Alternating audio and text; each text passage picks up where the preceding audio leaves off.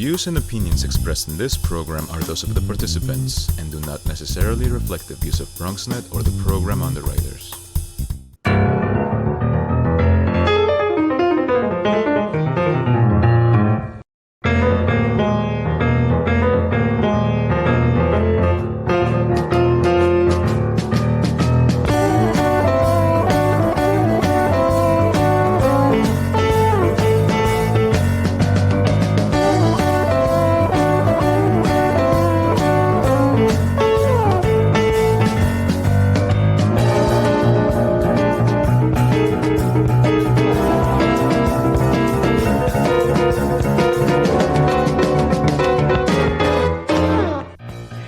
Good evening and welcome to BronxTalk. I am very excited about this show. I'm very excited about all our programs. But tonight, what I think is maybe the most important development out of all the developments in the Bronx is the Bronx Music Heritage Center is almost getting ready to open its doors for real. And it's one of the most important developments that we will have in our borough culturally, housing-wise and otherwise. And we're going to talk about that. And also, very personal to many Bronxites is the new West Side Story 2021. And we have not only an expert, but a top-flight Bronx musician to talk about that. And let's say hello and good evening to Elena Martinez from the Bronx Music Heritage Center. Let's get everybody's credits right. She's the co-artistic director of BMHC and a city law folklorist. Always nice to see you, Elena. Nice to have you. Hi, how are you, Gary? Happy New Year. Doing well. That you guys are here, I'm thrilled. And everybody knows Bobby Sanabria, Maestro Sanabria, who's the also co-artistic director of the Bronx Music Heritage Center. Here we go. Percussionist extraordinaire, band leader of the Multiverse Big Band, Multi-Grammy nominee. I should put that at the top. He was responsible for me reimagining West Side Story. My copy is autographed. But there it is. You can see a West Side Story reimagined. He has some, and both of them actually have some real insight into the creation of the movie. He's also, this is very important to note, the host of the Latin Jazz, what is it, the Latin Jazz Extravaganza? No, it's the Latin Jazz Cruise. The Latin Jazz Cruise. We take a cruise every Friday night between 9 and 11 on WBGO FM. And so great to have you both. Nice to see you. Thank you, Gary. Great to see you. Happy New Year, as Elena said. I may be a little late to keep saying Happy New Year, but I know the wish is sincere, so I accept.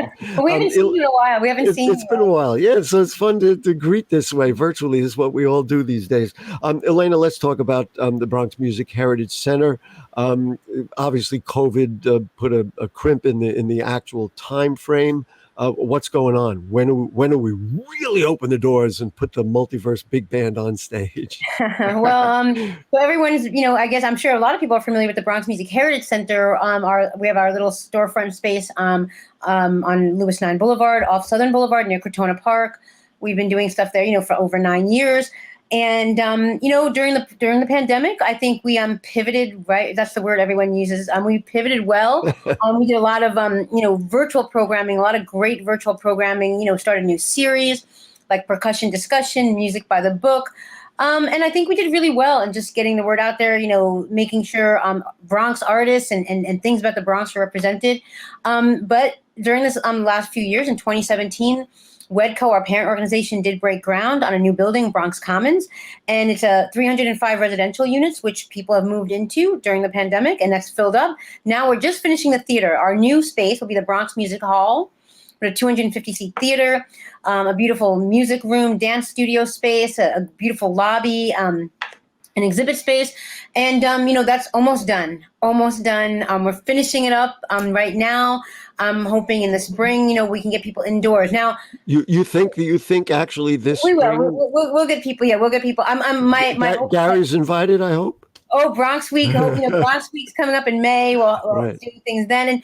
But the thing is, we also have a beautiful outdoor plaza. Yes. And really nice during COVID is that, our little space is too tiny to do things at. So, being socially distant, but what's really nice to have this outdoor space. So people are watching right now a video of the outdoor plaza. This is a new program, a new series we're doing of bomba and plena jams and also rumba jams. Right now, this is a concert of a Garifuna group, Wabafu Garifuna dance ensemble. And this was people, just musicians and concerts we had using the space, the outdoor space, which was great to have during COVID. From April to Halloween, we did programming out there, and we plan to we'll have the indoor theater, but in April when it gets warm again, we will be outdoors in the theater again, putting on programming. And what's great about the theater, it's the 250 seats can be configured in various different ways. So we could take the 250 seats out and have a capacity of almost 500 for just dancing, 400 or 500. We could configure it to have like just 100 seats, 50 seats, etc. So we could have private affairs there.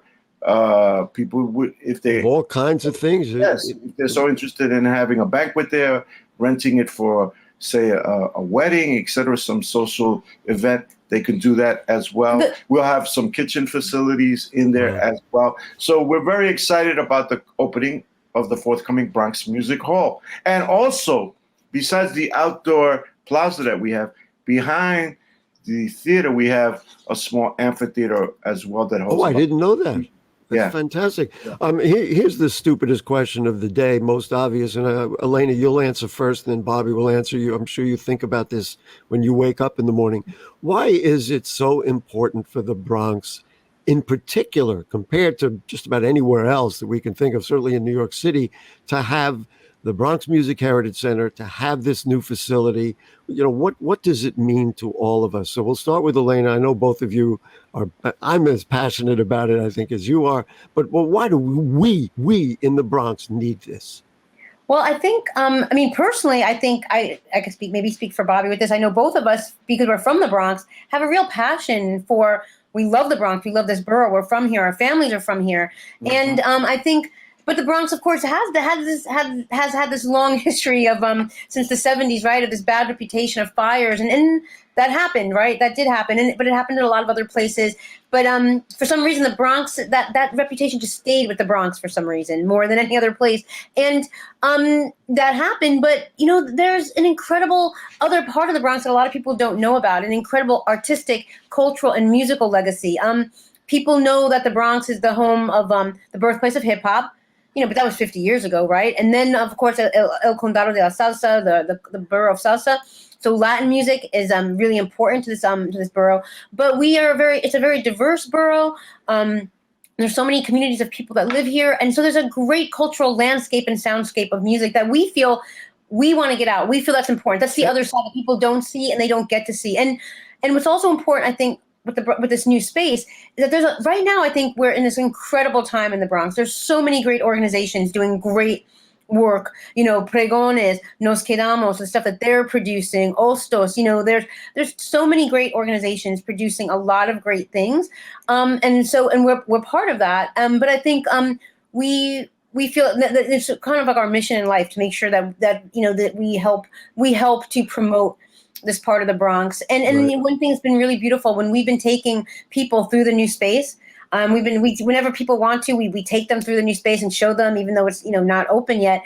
People love it. It's just been so incredible to take people through the space, and they think it's beautiful. They get excited about it. So that makes us really excited that people are looking forward to this. And it's among the things that I tell people all the time. If you talk to any Bronxite about Bronx music, or would do you want more music in your schools, or do you want more music in the neighborhoods? All Bronx people would say, yes, it's a given. Bobby, I am continually blown away when I see all the advertisements and announcements of all the different events coming out of the Bronx Music Heritage Center, of the range of cultures. I am, it's like every time I think I got my arms around Bronx music, you guys have other people from other nationalities, from other styles of music. It's incredible, right? I mean, I'm preaching to the choir here, but Bobby, why don't you just address why this center is so important? Because you guys are open to all of it. Well, the Bronx has always been, in my opinion, the most diverse of neighborhoods, not diverse of neighborhoods, diverse of boroughs. Other boroughs like Brooklyn and Queens get props for that, but really, we were the ones that championed that in the 1940s and the 50s. The Bronx was a destination for anyone who was working class to better their lives and achieve, to strive and to thrive. And it led to this diverse musical palette that exists in the borough. As Elena mentioned, hip hop, and of course we have salsa. The borough is known as the borough of salsa, but we have all of these other cultures that are part of the Bronx experience. You saw you saw an example there in the video of the Garifuna community. The community is mainly from Honduras. They speak their own language, Garifuna. It's an amazing language and an amazing culture, amazing musical drumming dance culture. That's just part of the borough, and we've been forthright in bringing that culture into the forefront so that people finally get to see it and experience it. And that's what we're about at the Bronx Music Heritage Center and the Bronx Music Hall. As you well know, we've had events featuring everything from Jewish music to music from the Middle East, from North Africa, Irish. And what's so exciting is all those people live here. I mean, it's, you know, it is truly an international borough.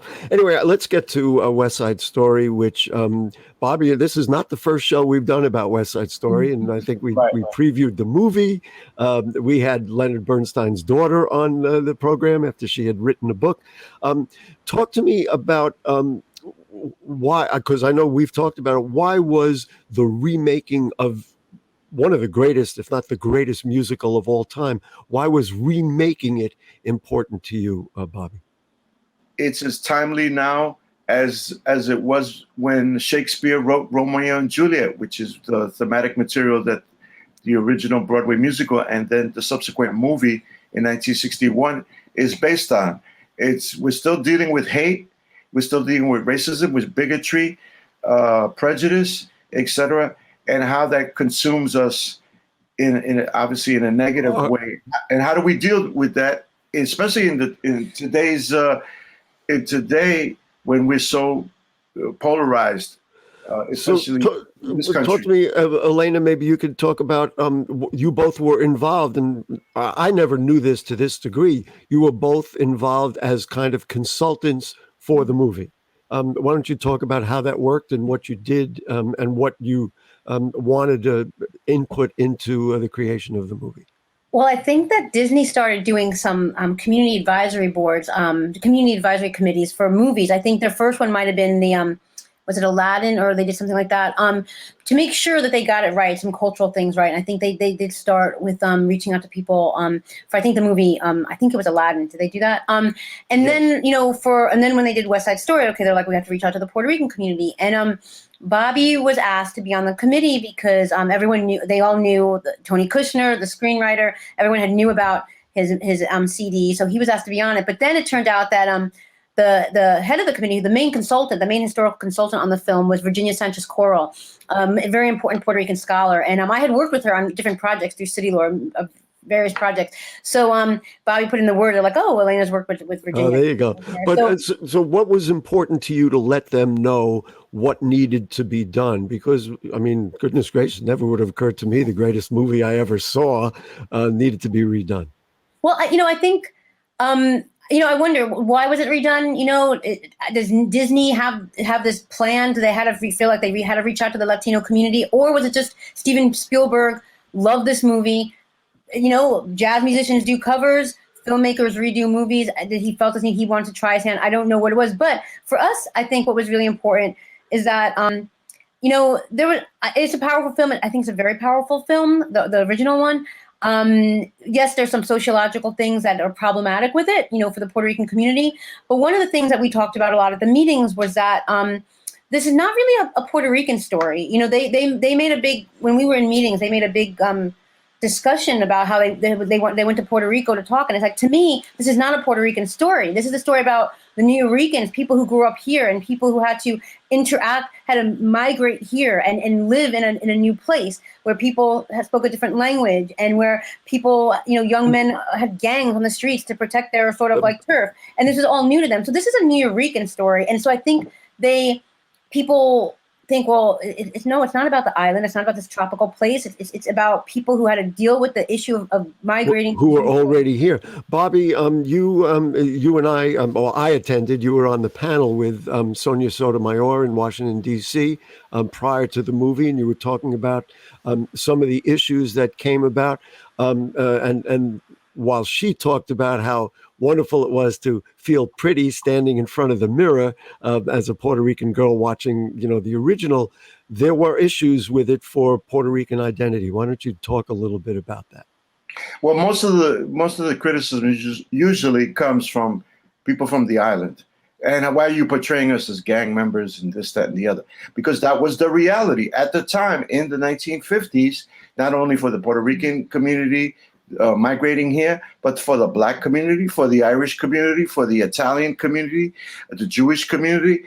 This was a reality of New York City life in the 1950s. And we're dealing with a repressive society at the same time with McCarthyism, et cetera, and white privilege. And that was all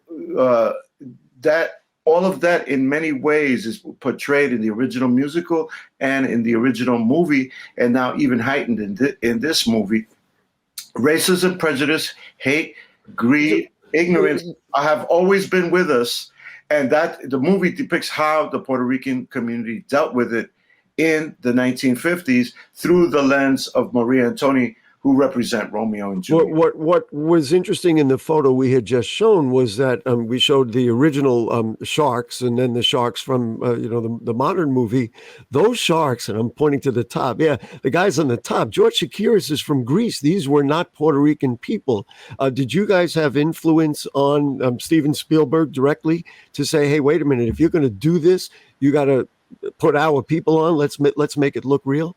Well, he had already been influenced by everyone, and he knew that he was going to hit that maelstrom. So I believe there's about almost 30 Puerto Ricanos in the movie, including Ariana DeBose, who portrays Anita, who's an incredible actress, a triple threat actress, singer, dancer, who is, I believe she's already won the Golden Globe for Best Supporting Actress. I believe she will be nominated and win the Oscar for Best Supporting Actress in the same role that Rita Moreno portrayed. Yes. She just knocks it out of the park. It's incredible what she does. To me, among the questions that came from many people that I know, a lot of us have talked about it, they didn't like some of them didn't like the idea of having Spanish language not translated with, closed captions.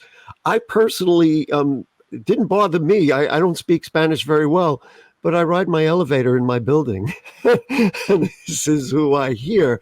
Do you think that this resonates? Maybe I'm making the assumption that it resonates well with a Puerto Rican community. Bobby or Elena, do you want to respond? Well, I'll first say that I when I saw the first edit of the film, when we saw it, I brought that up. And Maestro Spielberg beautifully defended his position, saying, the reason I didn't put translations is because it would make English sound like it's dominant culturally over anybody who speaks Spanish. And the way the movie is structured, anybody who doesn't speak Spanish can understand what's going on. Because if, say, somebody says something in Spanish, then another person will repeat it. Or you listen, it's the same thing as in the grocery store. I stand in the grocery store and, the two people speaking Spanish. I mean, yeah, I guess I know they're talking about their kids. I can hear some of the words, but that's who we are. Elena, you look like you wanted to say something to that. I think when it comes down to the language, I mean, those are just artistic choices that people make. And I think he had a really good reason, like Bobby mentioned, for saying that. Now, people are always going to disagree. People can say, well, you didn't translate it, so then people don't know what they're saying, so that it makes the Spanish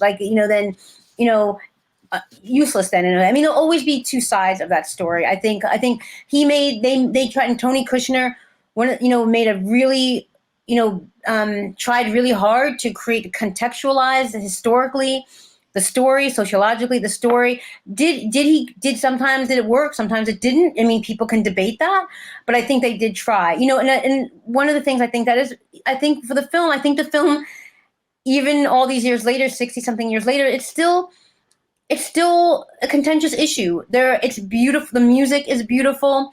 The acting is great. The dance, is a great dance. I mean, there's so much to like about it artistically, but yet people are still on both sides about it because sociologically, yes, Bobby's right. I will always agree. That was our experience in the 1950s and 60s. New Ricans, Puerto Ricans dealing with gangs. My father was part of that, but when you only have like 2 or 3 movies made about you a year and they only portray you in gang members, that seems.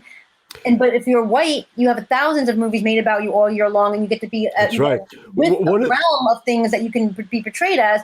So that does make unbalance. That makes an imbalance in what how see you. One of the things that Bobby told me a while back, which I had never thought of course, growing up and watching that movie for many years, was that the Puerto Ricans had jobs, and they, their lives, at least the way it was portrayed in the 2021 movie, were not centered around the gang. They just had to do that because they felt they had to defend themselves.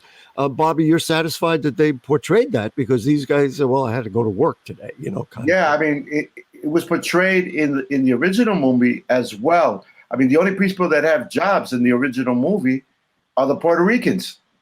Bernardo says, I got to go to work after the rooftop scene. Anita works in the dress shop owned by Puerto Ricans. And in this movie, it's even heightened more. It shows how Anita is a seamstress, which was a common job that Puerto Rican women did back in the 1950s. My mother was a seamstress when she came from the island and started working here in Manhattan, traveling from the South Bronx going into Manhattan. Mm-hmm. Anita portrays that, and the women are portrayed working at Gimbel's. That's right. As cleaning women, etc.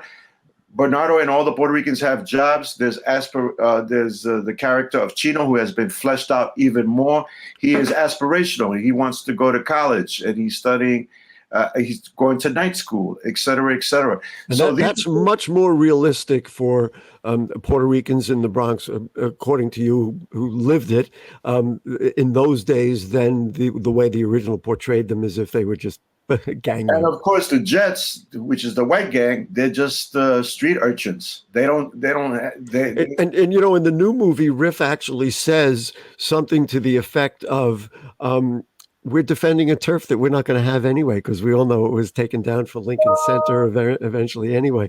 I didn't particularly like that casting. That was a casting I felt like he should have been physically a stronger looking character. I don't know. It's funny you say that, because I thought the character of Riff, I forgot the young man's name.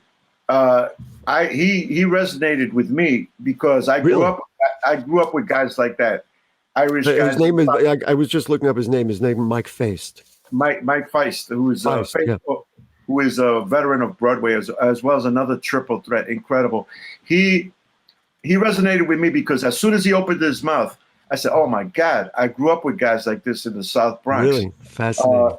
Irish guys and the Italian guys, growing up with them in the South, of that community in the South Bronx." I want to just talk about Rita Moreno, who triple threat. You're talking two-handed threat. Captain. I have to tell you the scene in the movie where she sings somewhere as a soliloquy alone in that shop, and the idea to make, instead of Doc, they made it a woman who was the proprietor of that shop, was just so brilliant. But that moment, I told my wife, don't look at me. I had tears streaming down my face. What it looked like to me was a personal statement of Rita Moreno, who sat through both movies and watched this whole tragedy unfold both times. And of course, in her later years now, making a comment somewhere, there's a place for us. I just thought it was, maybe that's me. I don't know how you guys felt. I thought it was true. And she, of course, as an actor, is above reproach. I thought it was incredibly touching because in that scene, that juxtaposition, I know the score intimately well. I said, oh man, it's not Maria singing it, or Tony, it's Rita Moreno as Doc's widow. She speaks for all of us. Yeah, it was the survivor of the whole scene, so to speak. One scene that came up that somebody asked me about, and I questioned in a way as well, was where Chino got the gun. They made a whole big deal about the gun being, bought from a gun trafficker. That, of course, never, he just showed up with Chino's got a gun was what came up in the original. Well, was that out of context, or did that make sense? I thought that was brilliant because Tony Kushner made the gun actually a character in the movie. It travels. The gun travels.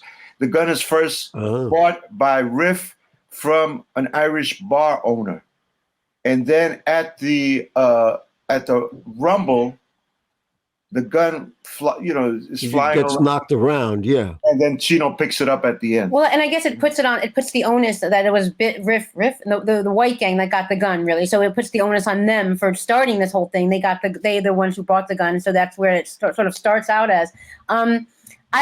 Just getting back to some of the things about how people feel about it. I mean, I think Rita Moreno's character is a little problematic at times. But one thing I will say though, people can have differing views on all this. So one thing I think people shouldn't have a knee-jerk reaction is I've heard people say like, oh, why are they dancing to mambo music in the gym scene? I was like, what are you talking about? Oh, all Puerto Ricans did in the 1950s was listen to Cuban music and dance mambo. So this idea that like people had a lot to say about like the music and the music was out of place and Bernstein's score was wrong. I was like, you know what? You should leave that. That's where like Bobby's work is really important. Like leave the music to the people who know music. If you have sociological issues to raise about it, that's one thing, but all the things I usually hear about the music are just sort of like just so off. They just like were not historically accurate. What I want to do, I did want to show the trailer. So let's just give you, I give it 4.5 out of 5 stars. And the only half is there were a couple of scenes I didn't quite like, but I loved what they did. Bobby, how many stars for you? Well, if you're going on a scale of 10, I give it an 8. I give it an 8 because, and it's just personal opinion in terms of the juxtaposition of Cool is set in a different place, and the mambo in the original, to me, from my vision of it, the mambo scene juxtaposes both gangs, and they're having a war on the dance floor, and it really is brought out in the original scene and choreography by. Actually, it was. We liked it a little better. We're almost out of time. Elena, do you want to give it some? What do you want to give it? I can't give you a number thing. I think it's still a powerful movie. It still can make you cry because the powerful movie of people at war over they can't even remember why they hate each other. But there were some things like I'm sorry, like the dance scene on the rooftop just cannot be redone as like the spectacle in the street. There's certain things I think like it. No. All right. Listen, we got to run. I'm not going to say anything more than I'll see you guys around town. Make sure you check out Bobby, who's the host of the Latin Jazz Cruise on WBGO Friday nights at 9:00. And our Facebook page is the best way Facebook page is the best way to find out what we're doing. Hopefully, there's a few more virtual things, but hopefully most things will be live starting in the next few weeks. BX Music on Facebook, you can find out everything that we're doing. And really, and in closing too. I would encourage everyone to support the movie simply because there's so much Latino talent in this movie, not just Puerto Rican talent, but across the board, pan-Latino talent in this movie. Listen, we got to run. We'll see you around town. Bobby Sanabria and Elena Martinez. Thanks, Gary. Sure. Okay. So that's all. We'll see you next week. Good night.